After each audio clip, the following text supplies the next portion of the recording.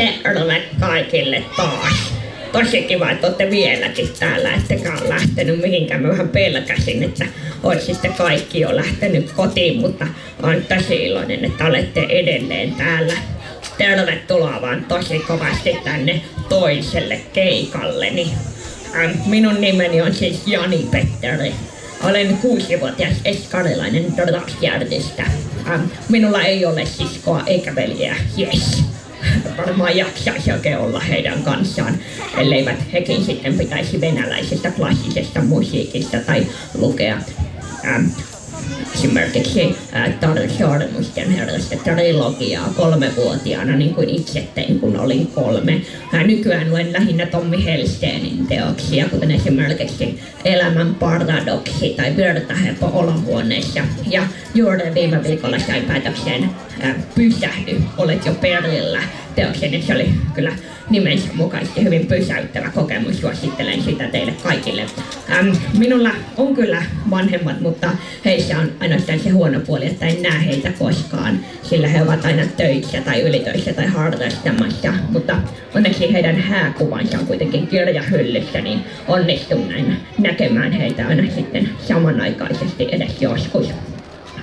Minulla ei myöskään ole kavereita, tai on yksi kaveri, mutta se on minun terapeuttini ja sitä ei voi laskea, koska ei semmoinen ole kaveri, jolle pitää maksaa siitä, että saa puhua sille. Sitten minulla on yksi melkein kaveri, eli eräs nimeltä mainitsematon Terlo Högfors, se kyllä maksaisi, haluaisi puhua minulle. Terrosta tulikin mieleen, että harrastan psykodynaamista psykoterapiaa 3 kertaa viikossa. Ja siellä kerron vähän, että mitä minä ajattelen ja mitä tunnen, ja sitten isäni maksaa siitä terapeutille kerran kuukaudessa sähkömopon verran, niin hän on sanonut. Itse olen kyllä sitä mieltä, että voisin joskus jättää pari istuntoa väliinkin, jos saisin siitä hyvästä sähkömopon. Voisin ajella sillä äänettömästi ja kovaa, Terro ei edes huomaisi, mikä siihen iski. Vitsi, jyrkkä ei väkivallalle. Onpa joskus raskasta, kun joku on kovaääninen imbesili eikä osaa pysyä hiljaa. Tiedättekö te, mitä minä tarkoitan? Se on hyvin raskasta, siitä seuraa frustraatio, mutta käsittelen tätä frustraatiota sitten terapiassa ja olen oppinut siellä hallitsemaan tunteitani nykyään. Tunnen vihaa, mutta en enää pääse sitä sillä tavalla valloilleen, koska siitä seuraa vain otsaryppyjä ja rikosrekisteri. Palataan hetkeksi tänne. On oikein kiva olla tässä teidän kanssa. Vitsi. On kiva olla täällä. Osallistuin talvella semmoiseen putousohjelmaan. Katsoitteko te sitä? Se oli hyvin erikoista, miten vahvasti ihmiset elivät siinä mukana, varsinkin siinä vuoden sketsihahmokilpailuissa. Muistatteko te sen? Itse osallistuin siihen sketsihahmokilpailuun, mikä on sinänsä paradoksaalista, sillä en koe olevani sketsihahmo, sillä en ole lainkaan hauska, paitsi silloin kun olen syönyt mustikkapiirakkaa ja tulee aivastus. Muistatteko te ketään muita sketsihahmoja sieltä? Minäkin muistan esimerkiksi Mörkö Sulon, joka oli aluksi aika pelottava. Niin kyllä, aivan täältä tuli Luttinen eturivistä, muistan myös hänet. Sitten muistan sieltä sen erään kovaäänisen imbesillisen Leena Hebner omaa sekä Herppeen luoma, joka meni jostain käsittämättömästä syystä voittamaan koko kilpailun. Ymmärrän, mitä siinä pääsi tapahtumaan. Sitten muistan sieltä Pia Potkan, Varamiehen sekä Hieno Olgrenin kyllä. Ja sit niin, aivan täältä tuli vielä viimeinen Jossu Näätä. Eli toisin sanoen muistan siis kaikki, sillä minulla on melko hyvä muisti. Pystyn myöskin laskemaan vaikka heti tästä kättelyssä yhdellä silmäyksellä, kuinka monta teitä on, sillä meillä on myös kehittynyt melko hyvä laskupää. Haluatteko te, että lasken teidät? Teitä on tässä juuri nyt paikalla 1273. Aika paljon, niin ottaen huomioon, että ollaan Laitilan munamarkkinoilla. Onneksi olkoon vain siitä. Minua kiinnostaa matematiikka ja aionkin isona opiskella sitä lisää. Ja siihen liittyen aion myös opiskella tähtitieteitä. Ja linnunratatamme tähdistön lisäksi aion myös opiskella kvanttifysiikkaa ja hebreaa. Vitsi, tietysti osaan jo hebreaa. Mutta 3. luokalla aion sitten, kun saa valita uuden kielen, niin aloittaa morsettamisen, koska englannin ja ruotsin tietysti osaan jo. On hyvä, että koulussa on tämmöisiä erilaisia aineita, niin voi sitten kartoittaa yleissivistystä, koska muuten voisi vaikka vahingossa kasvaa aikuiseksi tietämättä, mikä on steradiaani. Ja se on tietysti avaruuskulman mittausyksikkö. Ihan kaikille aikuisille ei ollut tämä selvä, kaikki eskarilaiset varmasti kyllä sen tiesivät. Olisiko teillä jotain kysymyksiä minulle tässä vaiheessa?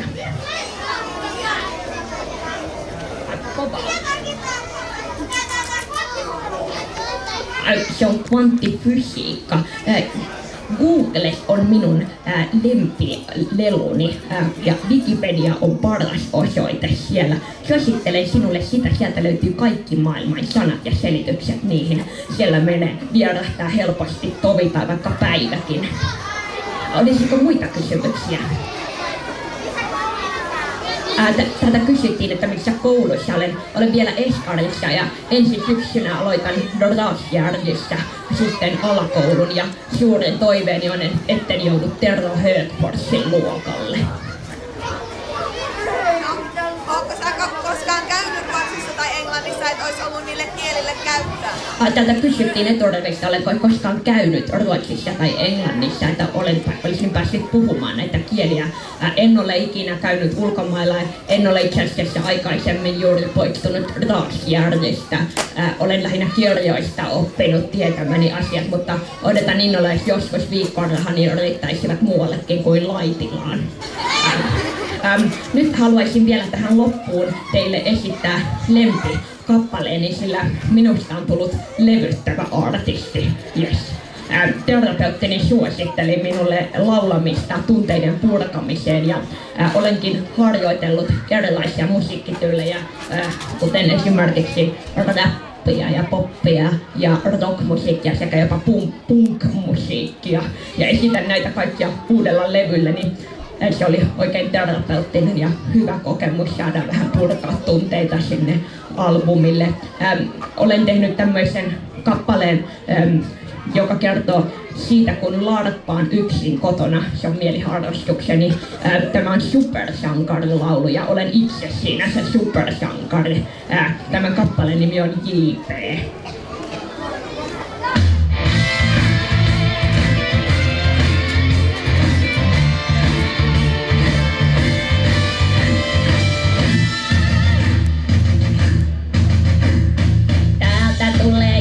Petteri, supersankari, lasermiekaloista kirkasti on uusi patteri. Stereoista raika larppaus illan tuttu tunnari. Vastustaja vapisee ja melkein käärisee.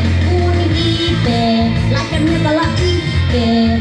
Saa erikois pisteen, kun pahikset saa selkään hiipee. Kun perhojen kiipee, tekee harjoituskiippeen. En melkein yhtään pelkää.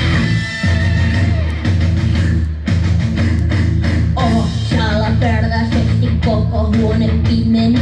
Aha, vaikuttaisi siltä, että loppi patteri. Lasermiekasta sen korvata saa nyt henkari. Vastustaja vapisee ja terro tärisee. Mun viipee, lasermiekalla iskee. Saa erikois pisteen, kun pahikset saa selkään viipeen. Kun perhoihin kiipeen, tekee harjoituskiikkeen. En melkein yhtään pelkää. Terapeutti sanoo, ettei saisi yksin larpata. En hahmon terapiaata narkataan myös ilman kaveria. Yritin myös monta erilaista harrastusta, kuten sähkötennis, kilparatkenus, golf ja formula. Kuura, yksin kun voiton marssini soi. Nyt rääkellä sekä kärsikääntiin lähtee tästä voittoksen. Kiipee, laita miekalla iskee, saa herkat pisteen, kun pahikset saa selkään kiipeen. Perhoihin kiipeen, tekee harjoitusliikkeen, en melkein yhtään pelkää kiipeen. Laita miekalla iskee.